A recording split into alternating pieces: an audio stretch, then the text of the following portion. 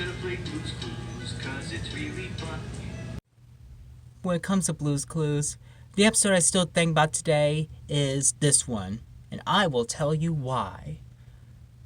What's That Sound premiered in 1999. It was season 3 of episode 4, and it's one of my favorite episode of Blue's Clues all time.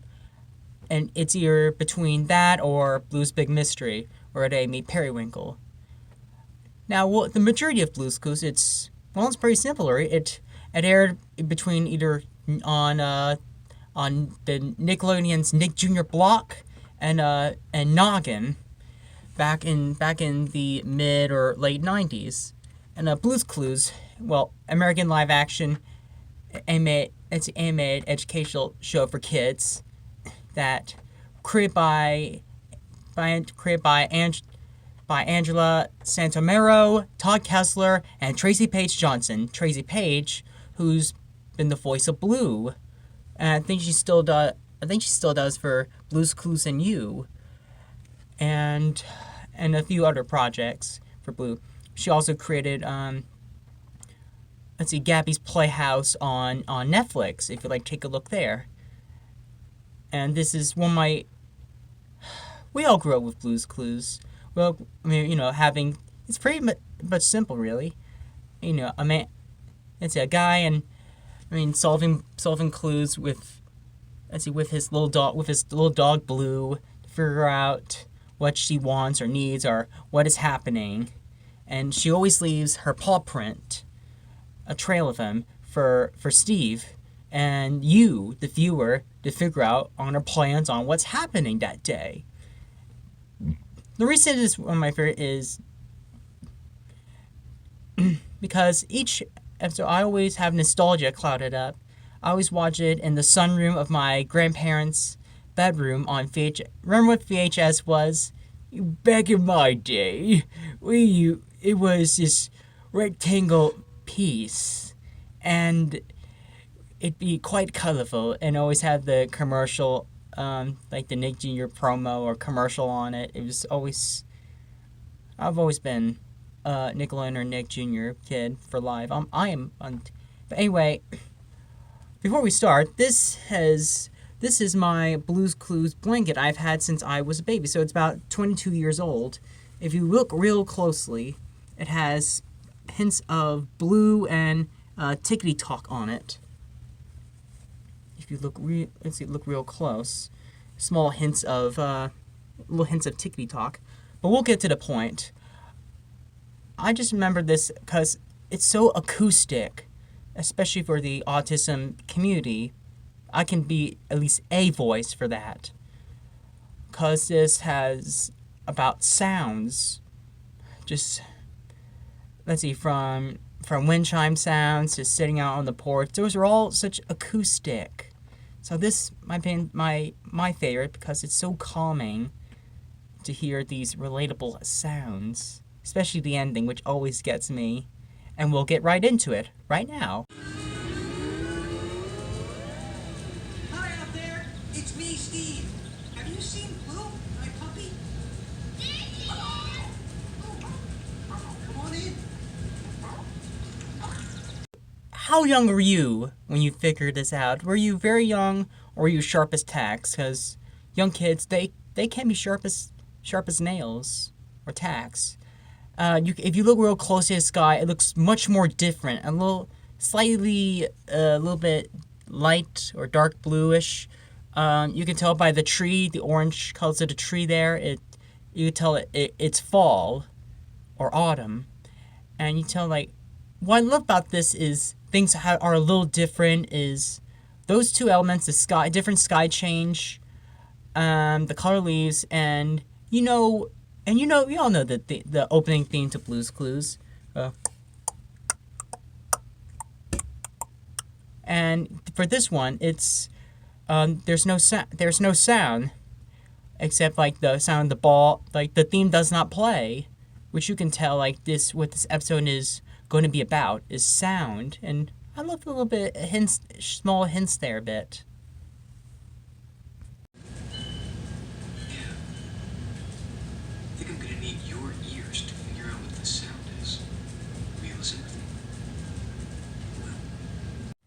And of course, Steve, one of my heroes and biggest entertainers in my part of my life, is that he, by the great Steve Burns, who I'm happy that is around still, is that he is so great at playing it straight, Mister. By the first between first second season, he was an enthusiastic man child, just real innocent, pure, naive, and believed in everything. By the time I got around season 3 and 4, he was Mr. Cool Calm, like, oh, there it is, and you tell by the haircut, he got a nice haircut, or he got new shoes. When I was younger, I could tell, like, hey, there's a nice shoes you got there, and I don't know if anyone else noticed that, but I just love those NCs there. And I love that he blends in perfectly. No matter what episode you watch of Blue's Clues, he does blend nice and easy with the nice cartoon world of Tracy. I remember on the Nickelodeon podcast that both Tracy Page and Angela were inspired by the animation of Richard Williams' animation of Who Framed Roger Rabbit.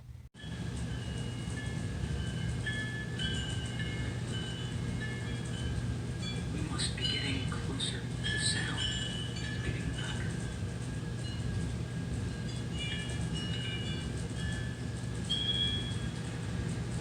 So, do you see what's making that sound?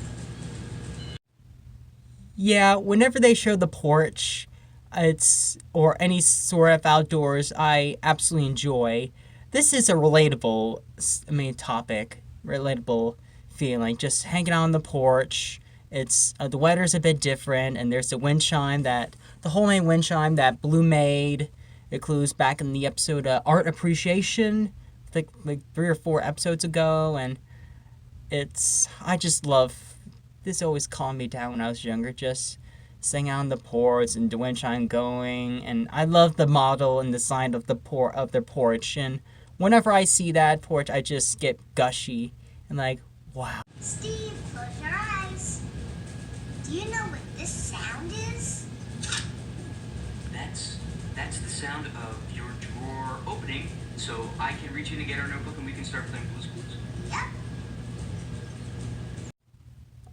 In the show, I do have my most personal favorite characters in Blue's Clues. Periwinkle, and there is probably Side Table Drawer's my favorite. I remember because between season 1 and 2, she would have just one emotion, like she's just Blue's Clues. I'm so excited, but no, by episode season 3 and 4, they give her a bit of a few gamma of emotions, like she's a great singer, a dancer. One episode, she actually speaks Spanish.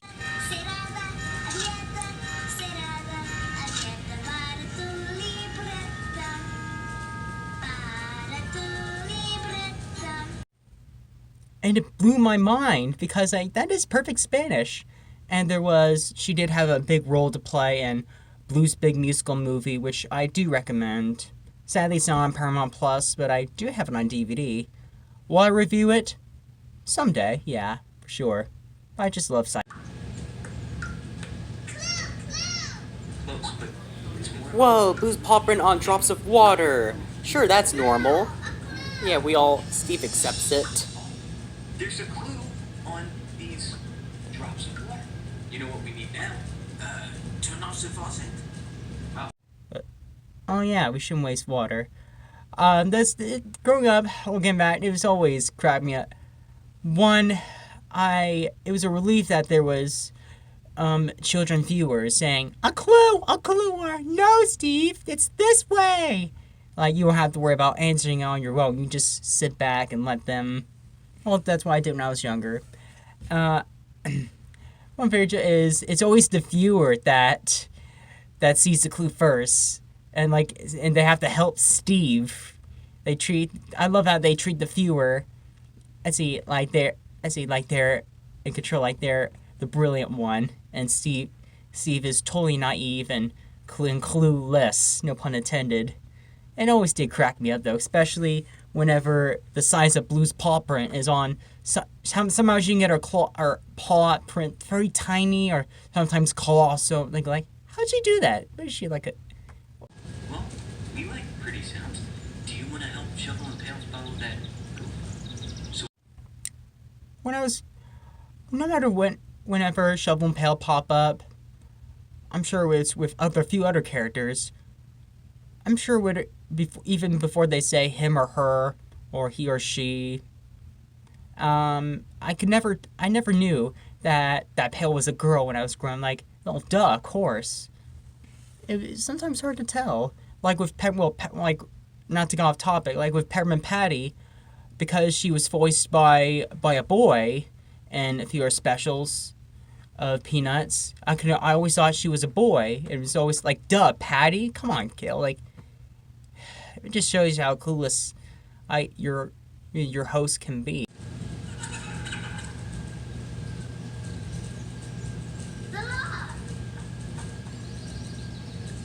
Oh yeah, the hollow log. Well, as I said before, whenever they're outside, whenever Steve's helping his friends with something or anything, it's always the best part to me, because you get to see much more colorful visuals of relatable outdoorness. And I used to live deep in the woods right by, and I would be inspired to go out and see something very interesting. I wish I was in Steve and Blue's world, just to be around this colorful animation style. But too bad we're not in their world. It's always. Now that's a pretty sound. Good earwork. This is one of the most calming elements. I love this episode is not just that both Shovel and Pail are just relaxing. Like, this is just enchanting. Because the sound of a stream is, of course, a calming, relaxing sound, especially when you need help falling asleep at night. It's just that I'm sure wherever you live, you have this too, right or by your house or not far from your house, and just so calming and centric. Especially it's a relatable feeling at best too. Wow. Listen to all these really great sounds. Hey, I got an idea. I can always just gush about how the animation behind him really blends in, of how it really fits into that world. Second, how many of you can probably possibly figure out what will probably happen next. It's clearly a rainstorm or thunderstorm is going to happen by the way the sky looks a little bit dark. But I love how it fits perfectly with the autumn trees, and I just want to explore around that. I really do. Right there! This part always stayed with me. He's excited that he found his second clue. Blue he hears he's about to get his notebook. He pulls it out.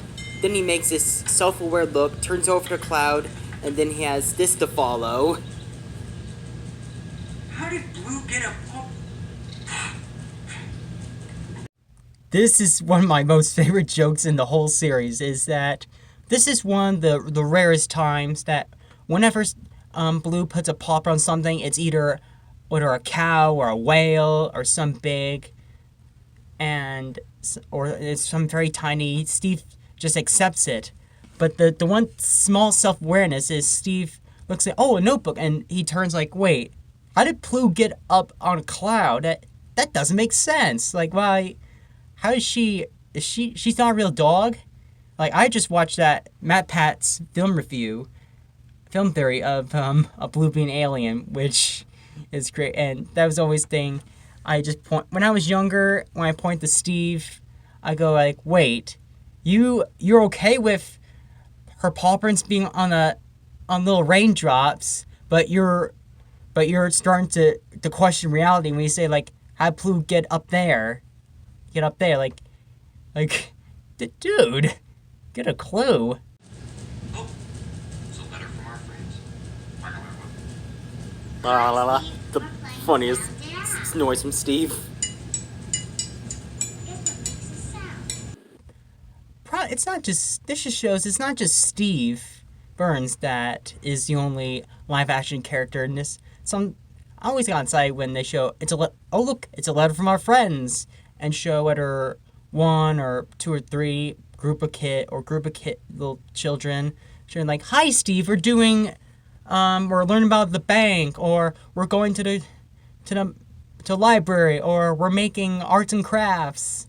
Or anything, whatever they're doing, they're showing like bye, and with bye Steve, and I always find this, especially with kids, they wonder what they're doing.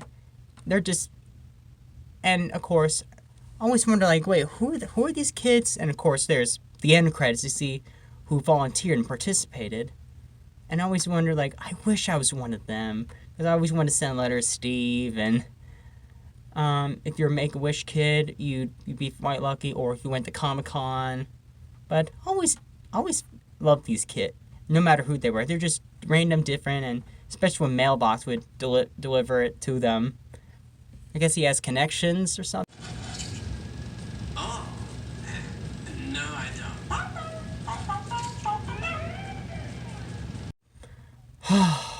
You know, when I was younger, whenever I had a book with me, some I really love, whether it's The Giving Tree, or a Goosebumps book, or a newspaper, I wish so hard I had the power to skidoo like Blue Kid.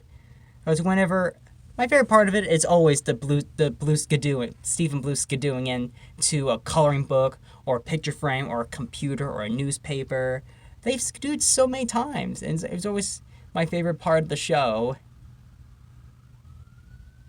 It really was, and here she's skidooing into a movie screen, projector screen. So we'll see like, Let's start up the movie and give it a try. Okay, Blue, let's try some of these sounds and see if they fit the movie. Were those the right sound?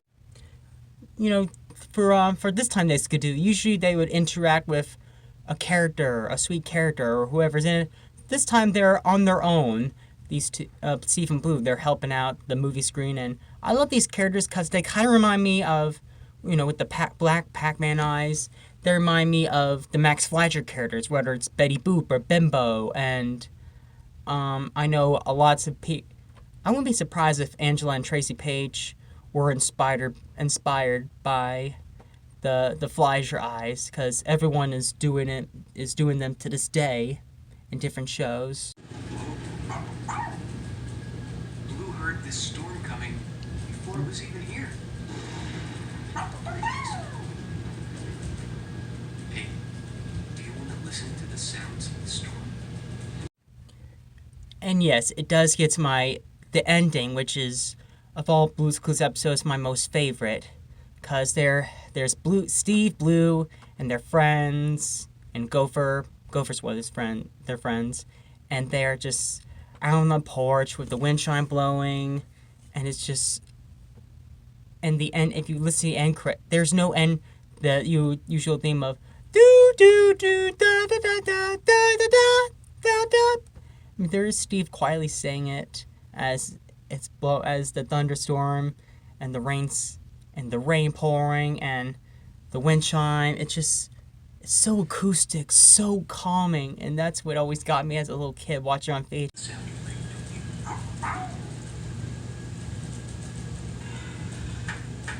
What's that sound?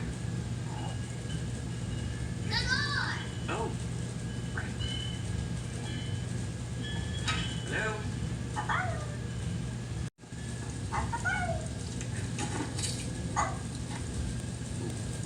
I love this scene. I just adore it so much because it's so calming All the sounds and you're it's very relatable, especially when this stands out from the others, because the beginning theme song and the end song, there's none of that. They're just Steve and his friends so calm.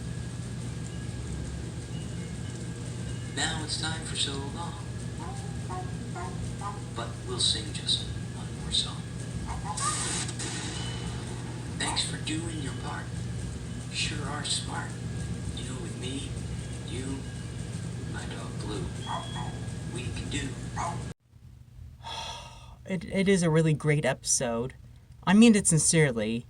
I do have others, but this, What's That Sound, is probably my most favorite, particularly because the ending, so calming, so relatable feeling, and I can just picture myself. I'm around 6 or 7. That's after kindergarten, and I'm in their sunroom, which is a small little tiny living room where they keep the little toys, and right is the backyard porch, and it's in the little, the usual TV box before the flat screen, and there's Steve, Blue, and their friends, just calm, relaxing, and especially for autism community, they really, and maybe I'd like to talk about, maybe I do like to talk about Blue's Clues Once or Twice. I know other people have in different episodes, and I wonder, tell me, what was your favorite episodes of Blue's Clues growing up? Do you have a particular favorite? If so, do you have a reason? I don't blame you. Nostalgia sure as clouds up in there. It really does. And when we see perfectionism, really recognize it. Especially when the most talented artwork really does hide in kid shows. They really do. And why not? Now it's time for So Long, but we'll sing just one more song. Thanks for doing your part. You're quite smart. With me, you, and our friend Blue, we can do anything that we want to do. Thank you for watching. Please like and subscribe.